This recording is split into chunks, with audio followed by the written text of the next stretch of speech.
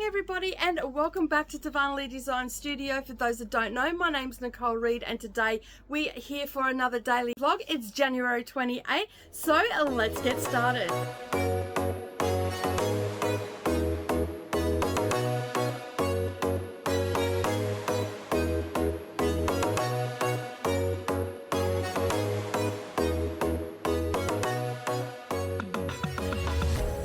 Well, good morning everybody, and welcome back to the channel. Thank you for taking some time out of your day and spending it with me while I prattle on about the things that I'm going to do in the studio today.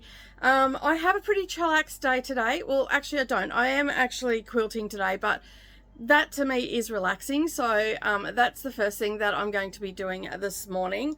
Or actually, the first thing I'm going to do this morning is do a little bit of cross stitch while I drink my coffee, because it's pretty early. So I've got plenty of time before I start work. I generally don't start quilting until I'm wide awake, and that and I'm also, you know, like 9:30 is my work time start, so that's when I generally start. So prior to that, I have coffee, I might do a little bit of craft or whatnot. But yesterday I was super tired. I'd done a lot of admin work yesterday. Computer work always makes me tired. I didn't film any of that because that was sort of happening while I was on sprints and whatnot. So yeah, so I did all that, and last night, after I finished up editing yesterday's video and everything, it was about 7:30, and I sat down and had dinner, and after dinner I just wanted to sit and relax and watch some rubbish TV. So I started watching Big Bang Theory, and then I switched over to Medium because I didn't get to finish watching that when it was originally aired back in the early 2000s, I think it was. So yeah, so there's 7 seasons right now on Prime. So that is the show that I'm watching. I watch 1 or 2 episodes a day. That's about it. And then I usually do that while I'm eating dinner, and then I come out and stitch. Well, last night I didn't come out to stitch, so I can't show you my cross stitch. I am going to put an hour or so into that today, and then later today, because it is Tuesday, I am going to also film my stitch with me, which you will see next week. So you'll get to see how far along I'm going, and I'm going to pull out the next one, so you'll also get to see which one I'm going to be working on, because I pull that out on my stitch with me. I have no clue what's up next, so it'll be interesting to see. It'll be a surprise for both you and me. So anyway, today I have the quilt that I loaded yesterday in the machine. I'm going to start that, and I also have some more bags to do. I got some more fabric together that I've got to press and add fleece to and all that sort of stuff, so I'm going to get some of that done today as well. But my main focus today, because I don't have anything online, so I'm not sprinting, I'm not on anybody's channel, I'm not doing anything online except for editing. My main priority is that quilt that needs to be done. So how about we go over and check it out, because I didn't show you yesterday what it looks like once it's in the machine. So we'll head on over, we'll check that out. You can see the pattern that I'm going to use, and I might play around with some threads and everything, but I'll probably do that a little bit later on that. But we'll head over now, and you can check it out before I sit down and do a little bit of stitching and drink my morning coffee. See, my coffee's patiently waiting. All right, so the lights aren't working. I do have to bring some lights out here, but you'll get a general idea of what's going on. There's a good amount of light in here for me to see what I'm doing, and of course I do have the lights that are on the machine as well. But we had a closer look at this the other day, but this is the pattern that I'm going to be using. It is, let me just bring this out a bit so you get a wider view. There we go. So this is a heart in heart, and you can see it's quite an open one. So I will start it up here I'll wind this down a little bit, and I'll start it off the quilt at the top and at the side, and that'll close this gap here a little bit. And then we generally just nest it up. So once I've stitched it out, I then take this and then I'll sit it on the quilt again, and you can see this here, these dotted lines that you can see. This is how close the pattern will be. Okay, so once the other one, so pretend like that's stitched, there's a stitching line there that I've got, and I line that line up with the stitching, and I make sure that everything's straight. It's a little bit of fiddling. But I've been doing this for so long now that it's quite easy to line it up, and I just make sure that everything is okay. The first row is the most important row that you want to get done. But yeah, as you can see, it is going to go over the embroidery, but Jenny is okay with that. I'm like, are you sure you don't want me to do something different. And she's like, nope, just all over, get it done. So I will try to find a thread that blends really well. That's not going to detract from the stitching that's on there. Does that make sense? So yeah, so that's basically what I'm going to do. I'm going to endeavor to find a thread that will blend so well that you can barely see it. A lot of people say they use like grey and all that sort of stuff because it takes on the hue. Sometimes pale colour can take it on. I'm not using a 60 weight thread. I'll be using a 50 weight thread, but I'll see how a 60 weight thread looks on top, because a 60 weight thread is a little bit finer. My machine handles it pretty well on that, but it can break sometimes. So sometimes it's just better to go with the devil that you know. And so I will play around with different colors and see what I can't find. I would never use a variegated on this. I would go with your more traditional colors. Cream is the one that's really standing out to me right now. But I do have a sandy color as well. But when I get to, after I finish my coffee and done a little bit of stitching this morning, because it is only 7:30 and I don't start work until 9:30, I will endeavor to get as much as I can done on this after I start, and then I can show you what I'm going to, what thread I'm going to use and all that sort of stuff. Hopefully I can do it one-handed. I do have another thing that I can actually magnetize this, so I'll pull that out and see if that works for us and make it a little bit better. But you can see Jenny's stitching is absolutely stunning, and here is the colonial knots. I thought these were French knots, but these are colonial knots, and that's the wisteria. How beautiful is that? Like, and the umbrella, like all the stitching in this is just impeccable. I love the curtains, the detail on the curtains as well. Like, it's just absolutely stunning. Jenny, you've done a fabulous job, absolutely fabulous job. I love it. Absolutely, I love it. I aspire to be you when I'm grown up. I do aspire to be you when I'm grown up, for sure.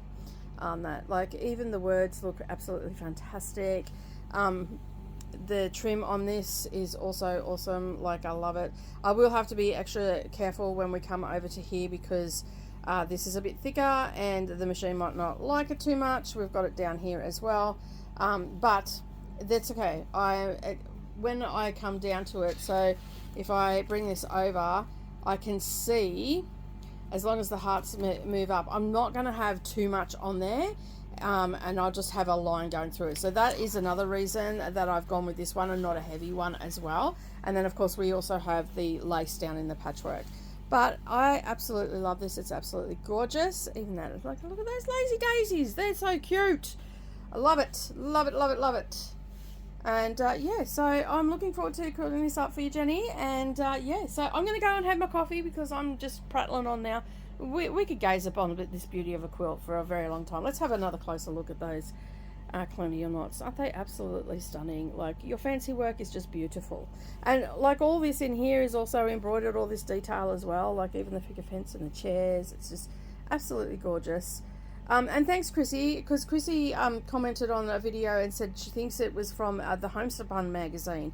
I haven't verified with Jenny yet, but I'm pretty sure you're right on that. But you could buy the whole kit too, that after it was done. And because I got one years and years ago that came with buttons and stuff, so which I've not done. So you never know, it might come out this year, and I'll give it a little bit of a whirl and see if I can be a grown-up too, like Jenny. All right, I'm going to head off and have my coffee. I will check in again soon, but I'm going to get some stitches in. I just love my early morning stitching. That it's going to be a bit of a scorcher of a day. I've got the aircon on, so that's going to make everything a lot cooler out here. Now, I do have my threads under here. Now, where are they? Okay, that's a red one. That is the white one. Yes, it is. Let me just bring this up and over. All right.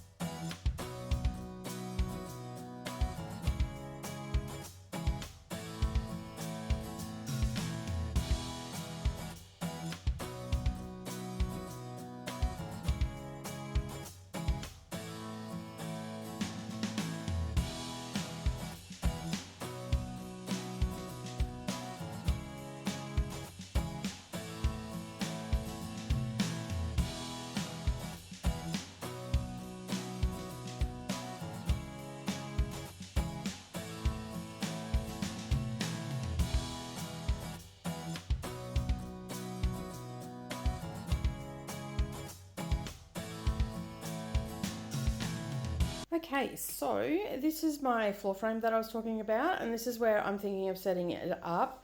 I've got to still test it out. I've still got to set up Red Dragon. It's not important as long as I've got it done by Sunday. I wanted to get it done the other Sunday, last Sunday, but I didn't get it done. But this is where I'm thinking that I'm going to leave Red Dragon set up, and then I can just, I've got a little table on the other side that you can't quite see. There it is, where I can sit my floss and I can put a basket down there. There's room for that. If not, I can just sit it behind here. So this is where I'm thinking. I was going to have it on this side, like closest to the camera, but I think it works better on the other side. And no one really sits in here except for Savannah, excuse me, when she comes. So that's what I will probably finish the day off with, getting Red Dragon set up and sitting there. I do have to find my dust cover. I've put it away somewhere and I can't find it. So I'm not too sure where it is. I still have to put my Christmas tree decorations away, but I'm actually sorting out Mia's room and there's a cupboard in there. That's what I'm sorting out at the moment. So that's why they're still sitting there. They're still packed up, but yeah. That room there has got so much crap in it right now. That is going to become my diamond painting room. But I also want to paint. So you can see that the walls are really tired in here. And and I'm getting a special tile cleaner as well that will clean all the grout and everything, because it's been a hot minute since that's done. But I'll wait until I've done all the painting.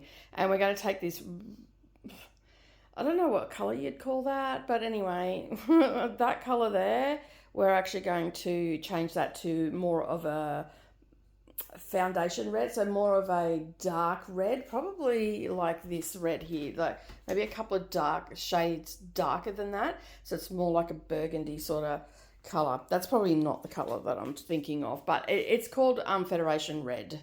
No, it's not. It's called Manor Red, sorry.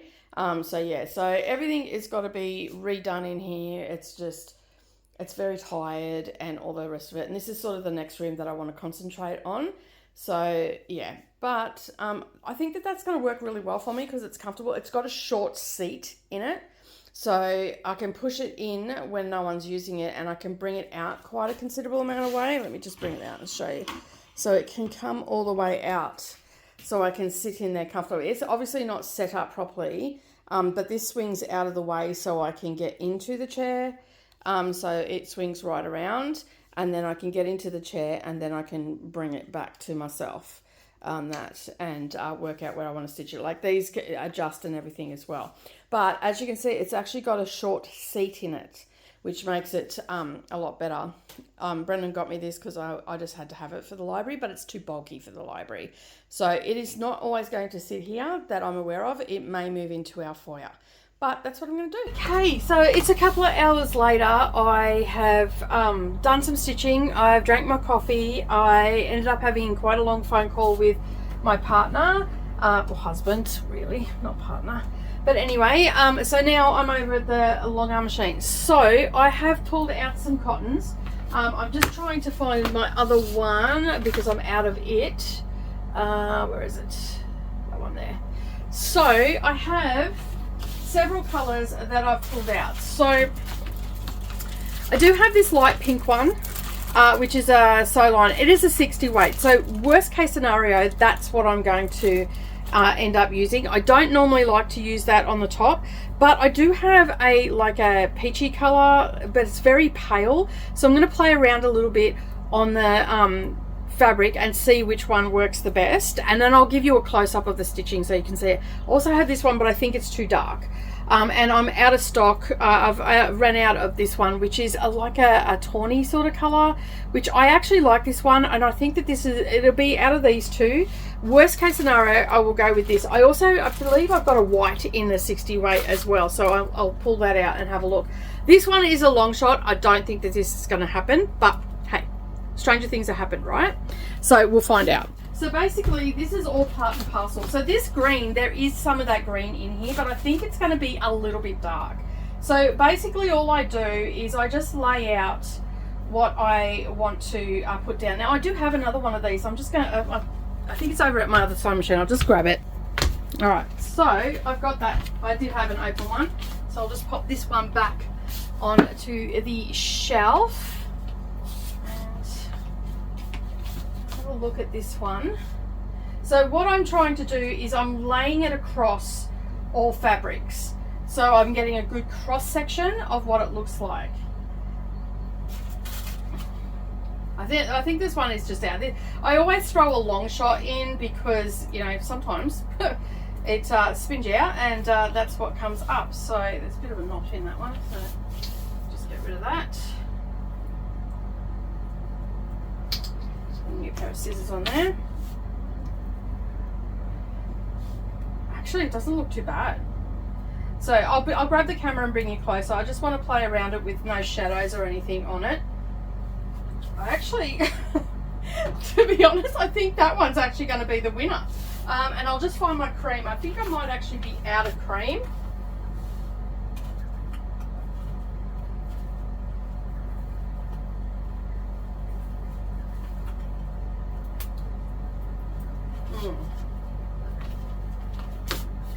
Definitely not white. Yeah, I'm out of cream, so let me just see if I've got one up here. Yes, I do. New one. Just open this up.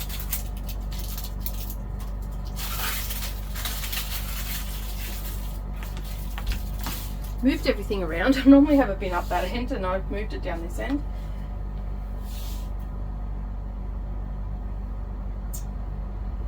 Well, the long shot I think is going to be the winner. All right, now I'm going to grab the camera and bring it up so you can have a bit of a closer look at what I've got here and why I think that sage is going to work so well. All right. Okay, so I've got the threads laying down, so I think you can see this pretty well. Let me just come in a little bit closer.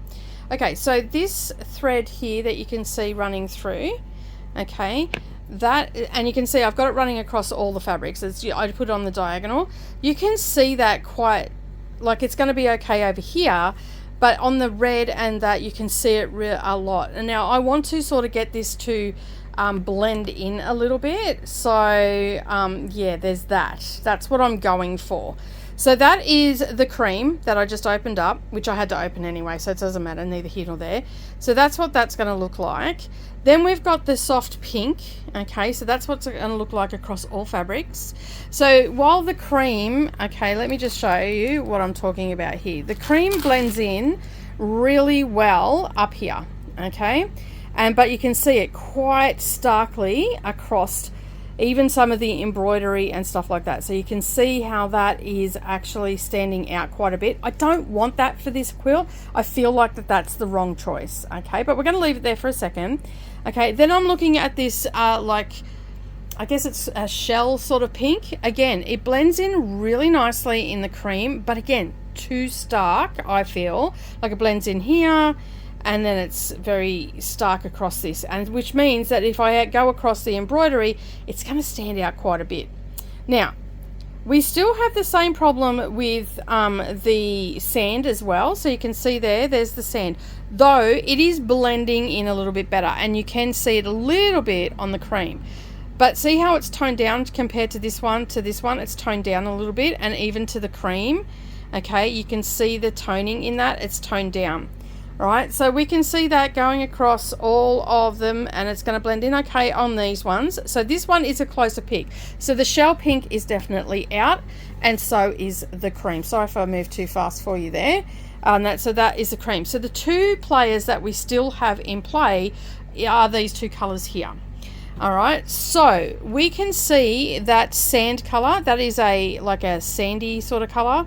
If it's not picking up on the camera, we can actually see that, but disappears into these. A little bit toned down on this, but stands out quite a bit on the red, okay, and you can still see it across those other fabrics.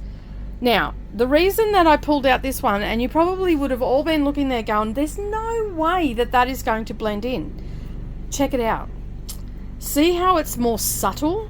And this is what we're going for on this quilt. We want it to be subtle. So yes, you can see it up here, but we have this green in the leaves, so that's okay. Across the red, it's toned right down. See how it's toned out? Because what happens, green and red, they sometimes cancel each other out. Okay, across here it's going to be very subtle, you can barely see it.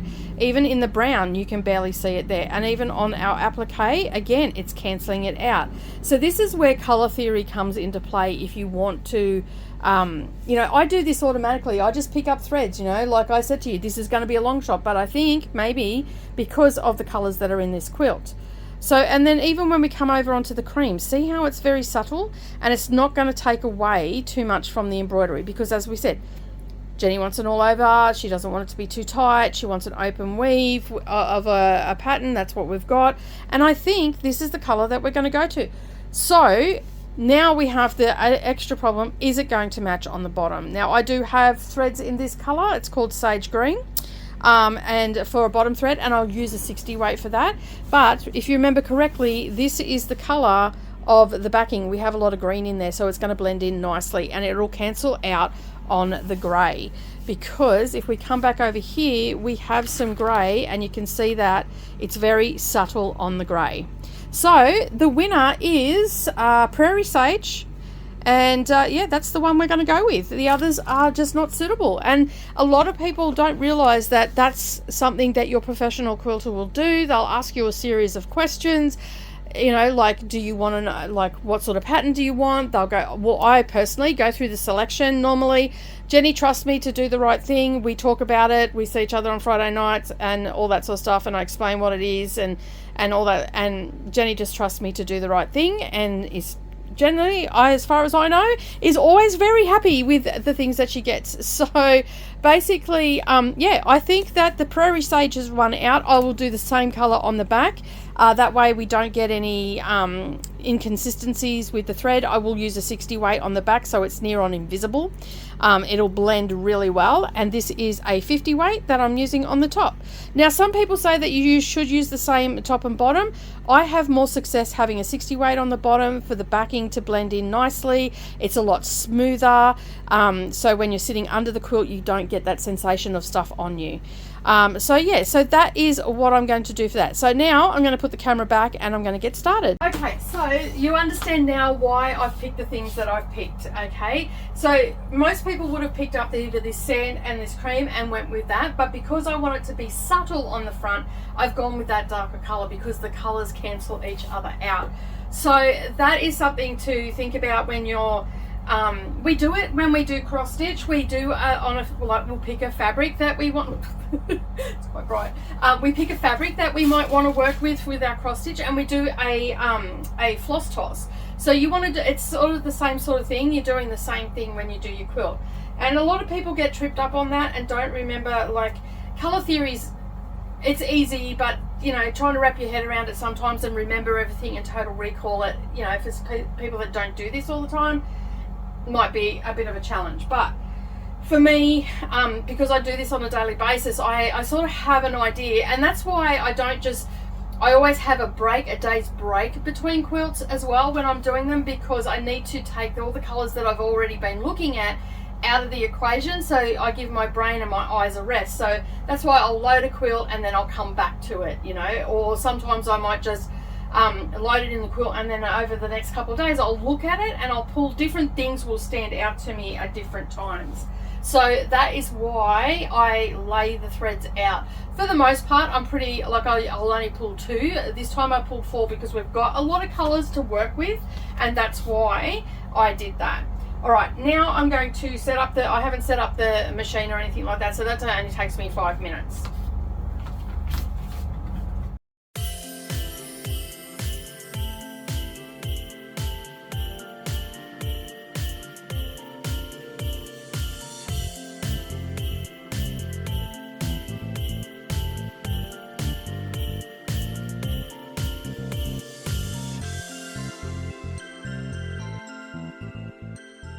Okay, so you can see there how it's stitched out.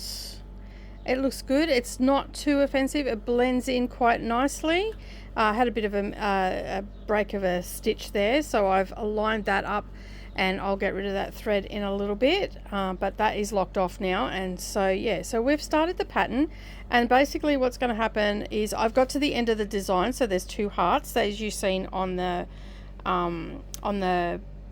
transparent paper that I have, and I'm going to continue this along for the rest of the quilt, and and you'll be able to, we'll come back and you'll be able to see it all stitched out. And it's not too bad when you're going across. Like it's always a bit concerning when people want to have like all over patterns on embroidery pieces, but it does work. Like if that's what you want, it does actually work, and it's just finding the right one is what I need to do. And you can see from back here, yes, you can see the stitching, but when you look at a distance, it's not taking away from this. So you don't want it heavy stitching, and you can see there that it's just all like it's a good pace, like a spacing and all that sort of stuff. And so, and I'm doing it 12 stitches per inch is what the size is. And so I'll continue doing that, and when we come back, you'll see the whole row done.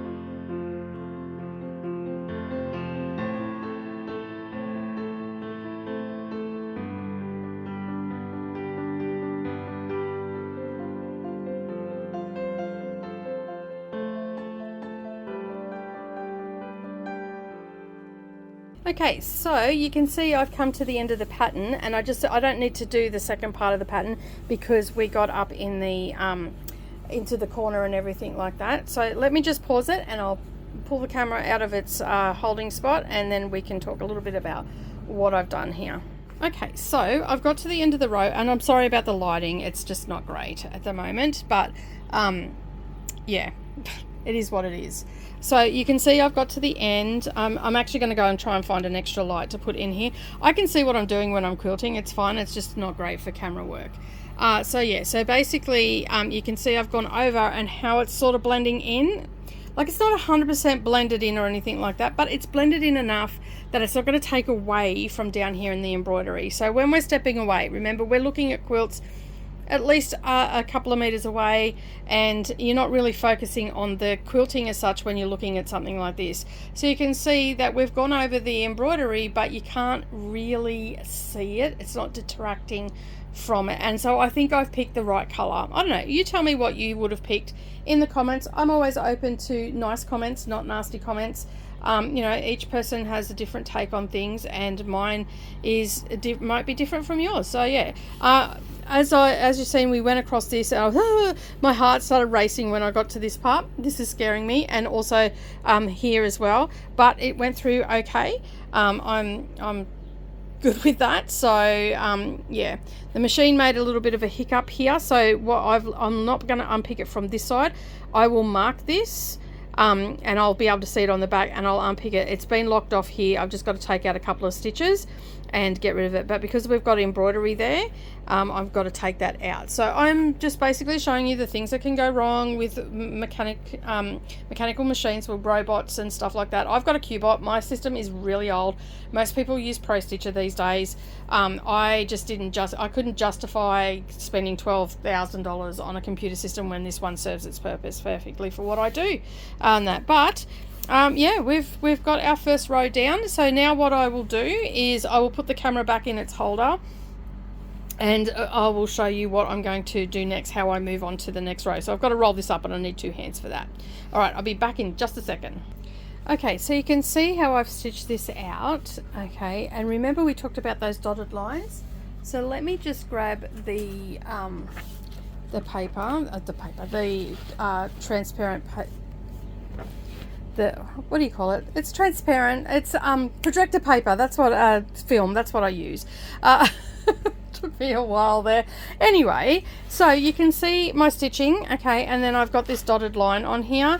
And I'm hoping that that light's a little bit better. I've got my little cross stitch light attached to my phone, and it seems to be working. So what I'm doing now is I'm lining up. So I've got a series of dots and everything that I'm following. So, and it's not an exact science, but it is a good guideline, and it gives the exact spacing each time. Okay, so you can see here that those dots are lining up there, they're lining on that line, they're lining up on this line, and also that inner heart and down here. And then I know, like, I can adjust a little bit or move it up a little bit and make sure it's all right.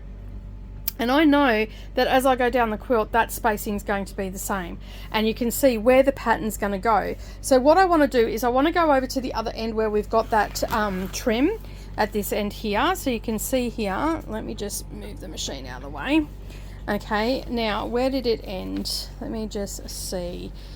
It ended there, so that's where we're going to go. All right, so I know that what's going to happen now is I'm going to have a junction in here, so I'm going to have to be very mindful of what's happening here. So what I'm going to do is I'm probably going to tack the top of these points down, and I mean I'll be fine if I can't, like, it comes down to here and it finishes there, and then it goes out and does the little heart, and then it goes out to the big heart. Okay, so basically the problem is, oh, I'll turn that light back on. The problem is I have a couple of points that are going to come in here. Now if we look closely, there is a bit of a gap. Okay, my markings are very rudimentary, and so they're not actually exactly how they are. There is a bit of a gap. So if I space this right, I might be able to, and it's all lining up, I might actually come up in here and only have a couple of lines going on there. So what I think when I get to this, I won't be filming this part because I need to have a clear view, and also like you've seen what it does now. So basically, as long as that's in the right place, we should be fine. I should not get too much hassle with that. As you can see up here, it's just going to be one line through it. Up here we missed it altogether, which was great. Oh no, we went through once, sorry.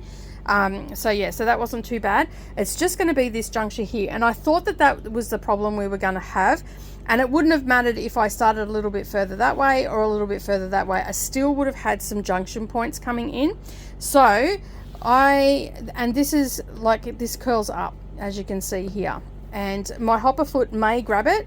So what I'm going to do is when I get to this last second last run, what I will do is I'll stitch out the first heart and all the rest of it, and when I get to this one here, I'll slow the machine right down. It's not going to change the stitching or anything like that, but it'll slow it down enough for me to be able to react. Okay, because this all now comes down to reflexes and keeping my hands in the right way, in the right place, and all the rest of it.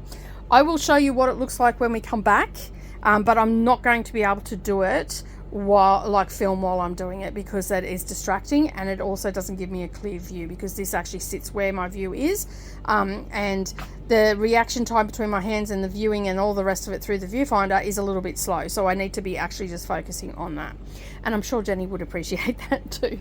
So yeah, but it turned out really well. I'm really happy with how it's gone, and as you can see with that light a little bit better, there's a little bit of a gap in that heart, and that's how it is. So yeah, all right, I'm going to put the camera in over there. I'm going to turn the camera off, and when we come back I'll show you what it looks like.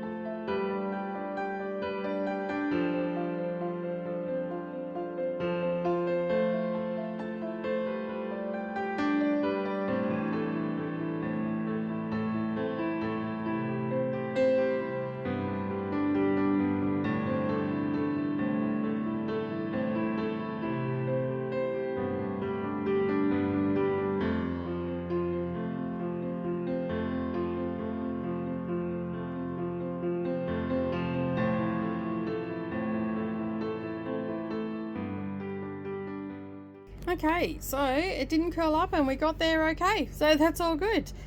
So yeah, basically we are past that nerve-wracking bit. I tell you what, my heart races when I go across that stuff. The only other bit we got now is the lace down here. So that is going to go across just fine. But that is our second row. I'm going to turn the camera off now and go and have some lunch because I'm a bit peckish. And yeah, so I'm happy with what I've got done so far. I will continue on with this afternoon, and it'll look amazing once it's done. I can't wait to show you the finished product. And then I'll be putting the binding on this one, which is in this color here. So it'll look lovely up against the cream. All right, I'm going to go and head off and have some lunch. Everybody, well, my day has come to a screaming halt. It is 2:30 in the afternoon. I just got back from lunch because I take an hour lunch break. I fixed my door because my door handle broke, so I fixed that. And then I went over to the quilt and I started quilting, and I got to, like, I was quilting away and I'm like, something doesn't seem right. And I got to the end of the quilt and I finished the row and I'm thinking to myself, something just doesn't seem right. And be happy swinging in the background just to remind me to be happy. Yeah, I came to a screaming halt. My tracer wire that controls my robot broke. So yeah,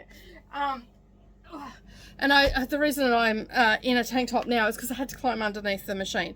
So this little bit here that holds the tracer wire, which is this here that drives my robot, I think it's the Y axis that broke, I think it is. I can't remember off the top of my head, but anyway, it hooks onto these, and this wire runs around a wheel, and then this hooks onto the back of the tracks, the train, I should say, that sits on the tracks. And so when this breaks, the pattern won't move upways, or it'll just run up the quilt. Luckily, this broke after I finished, and I moved it, and then I looked at the wire and I'm like, oh sugar, that is bloody close to breaking. As soon as I touched it, it broke.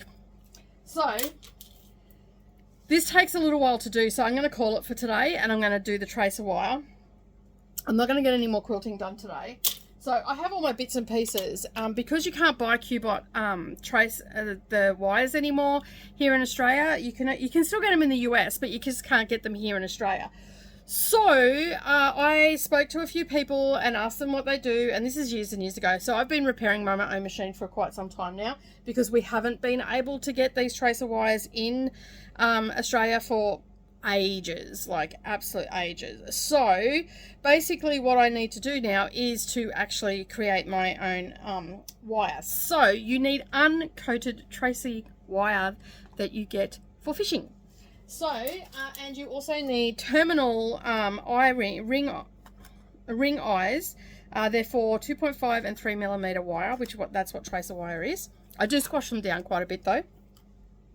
And they are electrical terminals that I get from Supercheap. So these little things here, I take the red things off, okay, and then I have my husband got a old train track, and he cut a section out of it, and so I've got that here, and I use that to put this onto, hold it with the pliers, and then I hit it with hammer, and it squishes it down, and it holds the wire securely, because there's a lot of pull on that, and so it holds it securely. If I don't get it down squash like that, then it'll pull out all the time.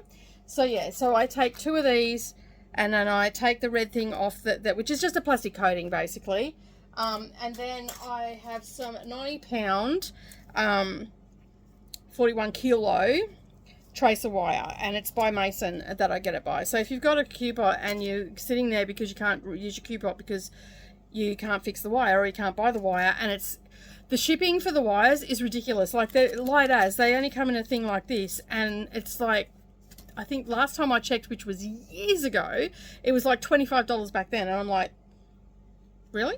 Like, it'll fit in a CD case.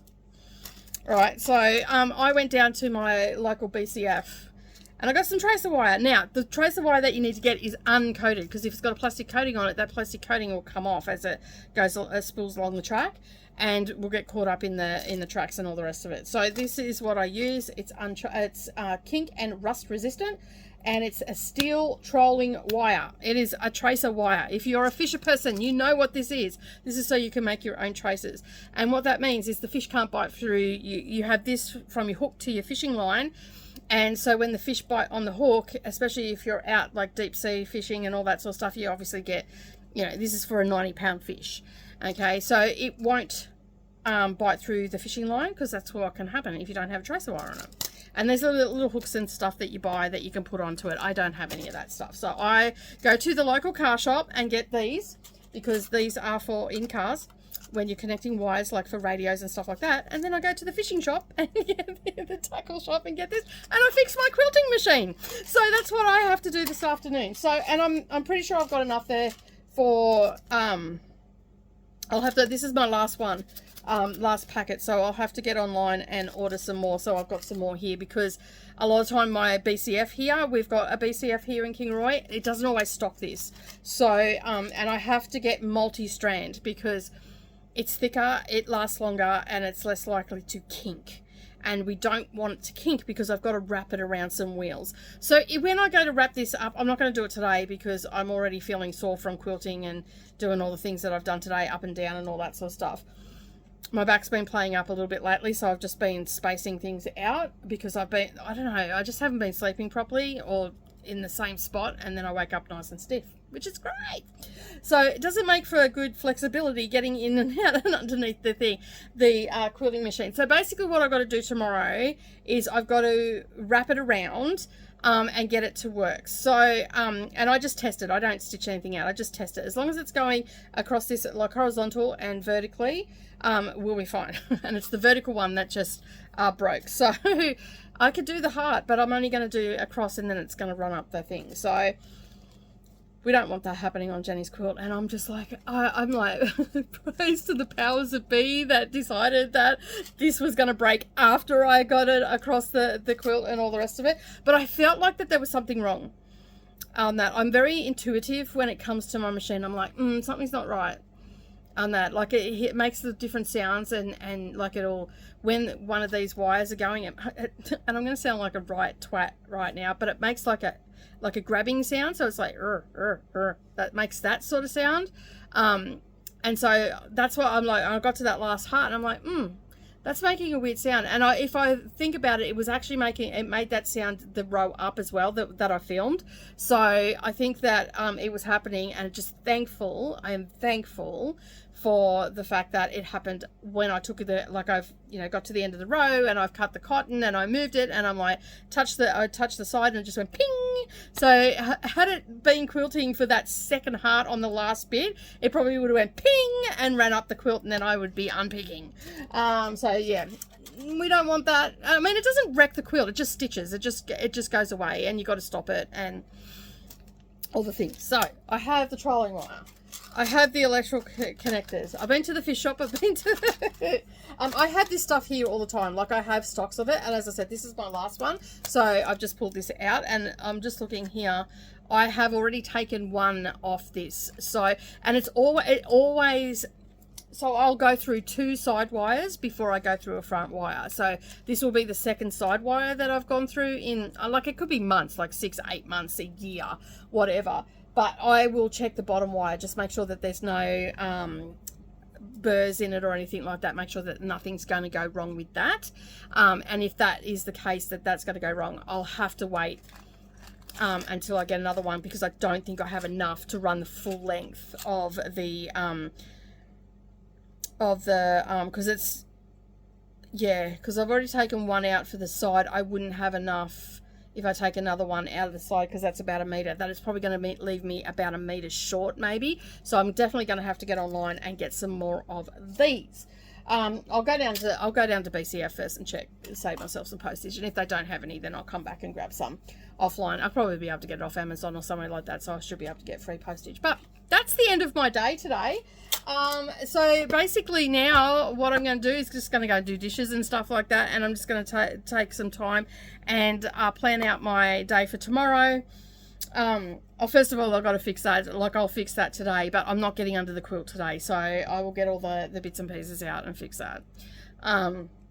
Maybe. I don't know. I'm a bit pissy right now because I would have probably got halfway through the quilt.